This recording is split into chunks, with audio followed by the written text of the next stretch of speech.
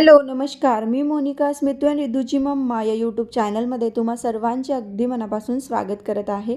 तर खूप दिवस झाले मी इव्हनिंगचं रुटीन तुम्हाला शेअर केलेलं नाही. त्यामुळे म्हटलं चला आता झालंच आहे छानसं रुटीन आपलं सेट, तर तुमच्याशी देखील सुद्धा मस्त असं शेअर करावं. आणि त्याआधी मी तुम्हाला हे प्रोडक्ट दाखवत आहे ओरिफ्लेमचं, जे की मी ज्या कंपनीमध्ये ॲड आहे ओरिफ्लेमच्या. त्यामुळे मी जे प्रोडक्ट यूज करते ते तुम्हाला रिव्ह्यू छान देते. तर मी यूज करत आहे त्याला आता 7 ते 8 वर्ष, जास्त पण कमी नाही झालेत. पण मी हे एकच क्रीम आहे की ते मी यूज करत असते विंटरमध्ये. कुणाला जर पाहिजे असेल तर कमेंटमध्ये सांगा, म्हणजे मग मी समोरची जी काही प्रोसेस आहे ना ते तुम्हाला सांगेल, नंतरच सगळं काही प्राईज वगैरे त्याचं. तर आता सुरुवात झालेली आहे इव्हनिंगला आणि म्हटलं चला, जसं आपण मॉर्निंगला 5 मिनटं स्वतःसाठी वेळ देतो तयारी करायला, तसं आतासुद्धा आपल्याला स्वतःला द्यायला पाहिजे. कारण बघा, उन्हाळ्याचं कसं आहे, तोंडावर पाणी घेतलं आणि पुसून ते राहिलं तरी पण आपण ॲज इट इज काही वाटत नाही तेवढं. पण हिवाळ्याचं असं असते ना की चेहऱ्याला पाणी मारलं की लगेच ते ड्रायनेस येतोच. कितीही ऑइली जरी स्किन असली ना, पण थोडासा तरी ड्रायपणा आपल्याला जाणवतो. त्यामुळे ना 5 मिनटं वेळ देऊन मी स्वतःसाठी जे मॉइश्चरायझर आहे ते वगैरे लावत असते. आणि आता थोडं बाहेर जायचं होतं, म्हणजे स्मितूला थोडंसं रस्त्यावर इकडे तिकडे सोडून द्यायचं आहे मला स्पोर्ट्ससाठी त्याला, म्हणून मग थोडंसं पावडर लावलं टचअप म्हणून. नाहीतर घरी असलं की मी दोन्ही टाईम छान असं मॉइश्चरायझर लावूनच राहते. तर छान अशी तयार झाली आणि आता निघते मी मुलांना घेऊन. दोघंही मस्त बाहेर उभे आहे, कारण त्यांना बाहेर जायचं म्हटलं की खूप आवडते. आणि मुलांचं असं असते ना, कोंडून कोंडून आपण ठेवलं की जसं आझाद पंछी कसा फिरतो ना एकदम घरातून बाहेर काढल्यावर, पिंजऱ्यातून बाहेर काढल्यावर, तसे त्या दोघांची रिॲक्शन असते. आणि ते मस्त असे उड्या मारत तिथे थांबून आहे माझी वाट पाहत. तर बघा, निघालो आम्ही आता आणि बस कॉर्नरपर्यंत पोचलो आणि मग यांचा फोन आला मला की आज नको नेऊन देऊ, म्हणजेच की त्याला सुट्टी आहे असं त्यांचं तिकडून मेसेज वगैरे पडला असेल ग्रुपवर. कारण मी ग्रुपमध्ये ॲड नाही आहे, तो पूर्ण स्पोर्ट्सवाल्यांचा ग्रुप आहे, त्याच्यामुळं यांचा नंबर मी तिथे दिला. तर मग आम्ही रिटर्न आलो आणि रिटर्न आल्यावर स्मितूला सोडून आल्यावर जसं माझं रुटीन असतं तसंच मग माझं रुटीन जे आहे ते मी आता शेअर करत आहे. तसा त्याचा क्लास जो आहे तो 5 ते 6चा असतो. तेवढ्या वेळात माझी जी घरची कामं आहेत ते मी आटपून घेते, किंवा कधीकधी आधीसुद्धा करते. जर मला असं वाटलं की घरात खूपच बोर होत आहे तर 4 वाजताच कामाला लागते, कामं करून घेते आणि मग 5 ते 6पर्यंत मस्त अशी बाहेर इकडे तिकडे फिरत राहते. पण कधी-कधी हेच रुटीन योग्य वाटते मला, इकडे तिकडे फिरण्यापेक्षा. नंतर ना मला 2-4 दिवसाच्या व्हिडिओमध्ये एक कमेंट आली होती की ताई, माझा मुलगा दूधच पित नाही, काय करायचं? तर खरं सांगू का, रिदूसुद्धा दूध पित नाही आणि स्मितूचा तर त्याच्यापेक्षा प्रॉब्लेम होता. म्हणजे त्याला अजिबातच ते आवडत नव्हतं. कसंबसं आपलं कॅल्शियम त्याला मिळावं म्हणून मी ते अर्धा-अर्धा कप त्याला 2 टाईम द्यायची. पण बाकी जसं मुलं कोणते कोणते मी बघते की 1-1 ग्लास दूध पितात. प्रत्येकाची पचवण्याची कॅपॅसिटीवर असते ते. पण स्मितूचं तसं नव्हतं. पण रिदूचं आहे ठीकठाक. पण त्याला सवय जी आहे ना ती स्मितूपासूनच लागली. म्हणजे स्मितूला जसं दिलं की त्याला आपण सांगितलं की दादा पित आहे, दादाचं फिनिश करत आहे, त्यामुळे तू पण पी. आणि एक प्रत्येकाची चॉईस असते, मुलांची सुद्धा तशीच. आपल्याला जसं कोणत्या गोष्टी नाही खावंशा वाटत नाही, तसं मुलांचं पण असं आता प्रत्येक आईला वाटते की आपल्या मुलांनी दूध घ्यायला पाहिजे, जेणेकरून बोन्स त्यांचे चांगले राहतील, कॅल्शियम त्यांना व्यवस्थित मिळेल, पुरेपूर मिळेल. कारण जेवढं आपण फीडिंग करतो त्याच्यापेक्षा हे सुद्धा दूध तेवढंच पौष्टिक आहे, जे फीडिंगनंतर मग मुलांना सवय पाहिजे ना गाईच्या वगैरे दुधाची, वरच्या दुधाची, त्यासाठी ह्या गोष्टी पण त्यांना म्हणजे सवय लागणं तेवढीच गरजेची आहे. तर मी रिदूला सवय तेव्हापासूनच लावली. म्हणजे जसा तो 6 महिन्याचा झाला ना तेव्हापासूनच त्याला थोडं इंट्रोड्यूस करत गेली. कशात? दुधामध्ये पोळीचं कालवण करून, किंवा मग आता एकदम पोळी वगैरे नाही त्याला हे वाटत, कारण पोटभर छान जेवतो त्याच्यामुळे. तर मी 2-3 असे बिस्किट टाकून असं त्याला देत असते, किंवा कधी अधामधात प्रोटीन पावडर जो बनवते ना मी, तो सुद्धा टाकून त्याला देत असते. तर असं छोटं गोष्टी आहे ना त्या एकाएकीच आपल्या मुलांना सवय लागत नाही. त्याला ते लागत जवळजवळ त्या 8 ते 10 दिवस तरी घेतात. आणि जर नसेलच आवडीचा वस्तू ती, दूध असं आहे की कुणाला आवडलं तर छान असं गटकन पिऊन घेते, किंवा मग कुणाला नाही जर आवडलं ना तर बराच वेळ त्यांना ती सवयच राहत नाही, म्हणजे त्यांना पिऊशाच वाटत नाही. तर तशा मुलांसाठी आपण जसं कॅल्शियमयुक्त बाकीचं डेअरी प्रोडक्ट आहे, पनीरचे तुकडे झाले, त्याचे काही काही पदार्थ बनवून खाऊ घालू शकतो.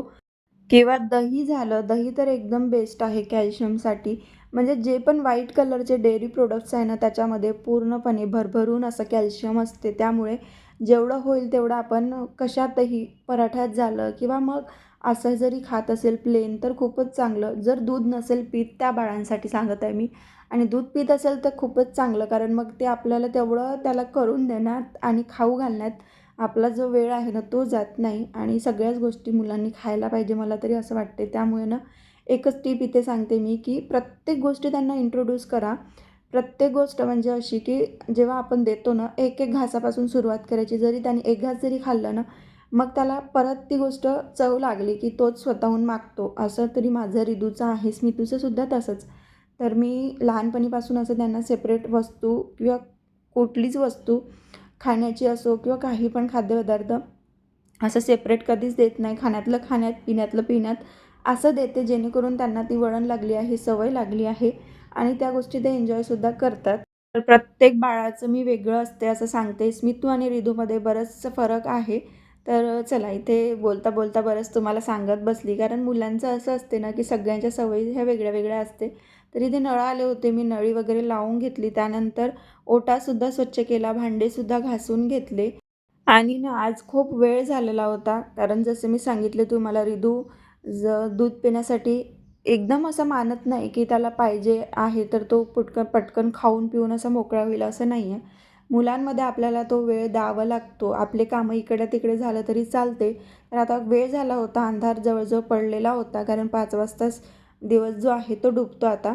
म्हणून ना मी काय केलं, बाहेरच्या साईडवरून आतमधल्या साईडला कचरा जो आहे तो घेऊन आले, कारण दिवाबत्तीच्या वेळेस एकदम बाहेरच्या साईडला कचरा नेऊ नये असं म्हणते, कारण लक्ष्मी येण्याची वेळ आणि कचरा जर बाहेर काढला तर ते चांगलं नाही आहे. त्याच्यामुळे मग आतमधल्या साईडलाच मी कचरा जो आहे तो लोटत आणला. तसा तर कचरा राहत नाही, पण आपलं बघा देवपूजा आपण करतो ना तेव्हा जर झाडून वगैरे छान असेल तर आणखीनच ते एक पॉझिटिव्हिटी वाटते किंवा एक फ्रेशनेसपणा जो असतो ना तो त्यावेळेला वाटते. त्यामुळे फळा लावूनच छान झाडझूड करून पूर्ण भांडे वगैरे स्वच्छ करूनच दिवाबत्ती करायची.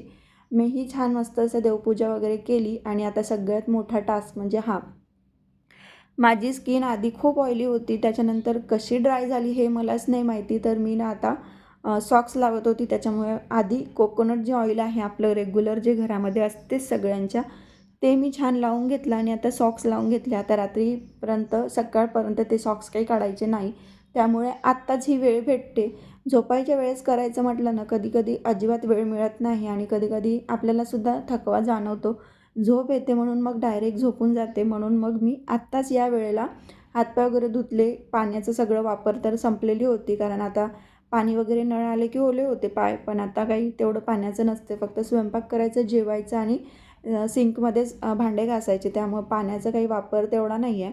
उभ्या-उभ्या तेवढं काही पायावर पाणी पडत नाही. म्हणून मग आत्ताच या वेळेला मी सॉक्स लावते आणि कपडे जे आहे ना ते घडी करायचे बाकीच होते, कारण अर्धे जास्त कपडे आज सुकलेले नव्हते.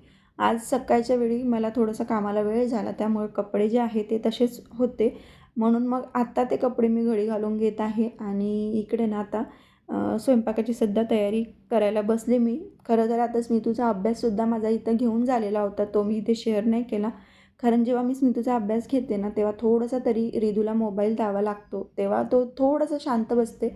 म्हणजे मितू जो आहे मोठावाला, तो सेट होतपर्यंत अभ्यासामध्ये म्हणजे त्याला सगळं डोक्यात त्याच्या पूर्ण घुसतपर्यंत त्याला रिदूला एका साईडला ठेवावं लागते आणि त्याला जेव्हा मी समजून सांगते, म्हणजे जे काही त्याला शिकवलेलं आहे ते एक्सप्लेन करून सांगते आणि जेव्हा तो लिहायला बसतो, तेव्हा मग मी त्याचा मोबाईल हिसकून घेते. कारण जास्त वेळ मोबाईल दिला की मुलं अजिबात व्यवस्थित राहत नाही. खूप जास्त प्रमाणात चिडचिड करते, रडते वगैरे. म्हणून आता बऱ्याचशा ज्या गोष्टी आहे ना त्या मी इम्प्रूव्ह केल्या आणि इथं बघा प्रत्येक आईचं हेच असते.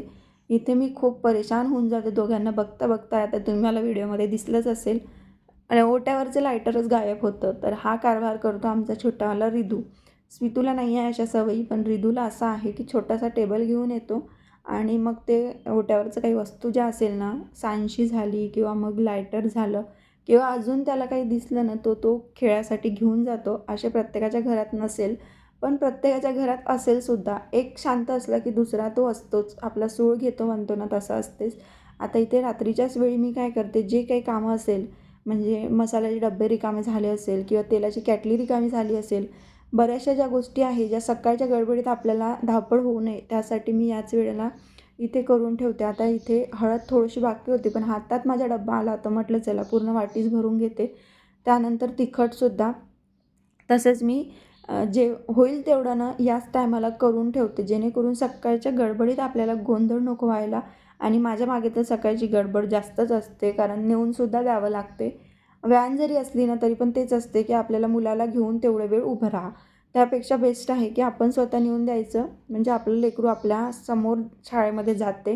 कारण व्हॅनचं मी बघितलं एकामेकाच्या मांडीवर असे बसवून नेतात आणि इतके फास्ट जाते ना व्हॅन की ते पाहूनच भीती वाटते. त्यामुळे थोडंसं आपलं असलं की सेफ राहते. तर आता इथे बनवायला घेतलेल्या आहे पोळ्या आणि सकाळची खूप सारी भाजी होती. रात्रीचं आम्ही दोघं मोजून 4 लोकं असल्यामुळे तेवढं काही स्वयंपाकाचा लोड नसते. तर एखाद्या वेळेस चटणी किंवा मसाले भात असं वगैरे बनवतो आणि रात्रीच्या वेळी जास्त जेवण होतच नाही. एखाद्या वेळेस नॉनव्हेज वगैरे असलं तर छान भरपेट जेवण होते, नाहीतर जास्त जेवण रात्रीच्या वेळी नाही लागत. म्हणजे सकाळच्या कंपेअरमध्ये थोडंसं कमीच लागते. त्यामुळे लाईट वेट होईल तेवढं करण्याचा प्रयत्न करत असते मी. एखादी पराठे झाले तर मग त्याच्यावरच आमचं सगळ्यांचं होते. आता प्रत्येकाची चॉईस आवडी-निवडी वेगळ्या असते. तुमच्या घरी वेगळं असेल, पण माझ्या घरीचं मी सांगत आहे तुम्हाला. तर इथे ना मी सगळं आता भाजून घेतलं. आता चूल वगैरे आपल्या गावाकडे असते, पण इथे नसल्यामुळे छान शेगडीवरच भाजून घेतलं. टमाटरसुद्धा छान तसेच भाजून घेतले. मिरचीसुद्धा अद्रकच्या भाजून घेतले. भाजले की त्याचा जो तिखटपणा आहे ना, तो थोडासा कमी होतो आणि जेव्हा कच्चं भरीत आपण बनवतो ना, त्याच्यामध्ये त्याचा जो टेस्ट आहे, तो आणखीनच एकपट जास्त लागतो. तर असा माझा अनुभव आहे पर्सनल. तुम्हीसुद्धा कसं भरीत करता ते कमेंटमध्ये सांगा. बऱ्याच ताई माहिती आहे का, कमेंटमध्ये त्यांच्या भाज्यांच्या रेसिपी सांगते. मला खूप छान वाटते की त्यांच्याजवळ माझे व्हिडिओ बघून मला इतकं छान भरभरून स्पष्टीकरण द्यायलासुद्धा वेळ आहे. म्हणजे विचार करा की आपण लोकांना किती आवडतो. म्हणजे प्रत्येकीला नाही बरं. हा व्हिडिओ पाहून बरेच लोकं पॉझिटिव्ह घेते, बरेच लोकं निगेटिव्हसुद्धा घेतात. असं प्रत्येकाचं आपण मन जिंकता येत नाही. पण ज्या ताई मला कमेंट करताना त्यांना खरंच खूप मनापासून आभारी मी या व्हिडिओतर्फे. तर इथे मस्त असं भरभरून कच्चं भरीत झालं. फक्त याच्यामध्ये कच्ची मेथी आणि कांद्याची पात नाही आहे. ते पण मी नेहमी ॲड करते, तरच खूप छान आणखीन त्याला टेस्ट येते.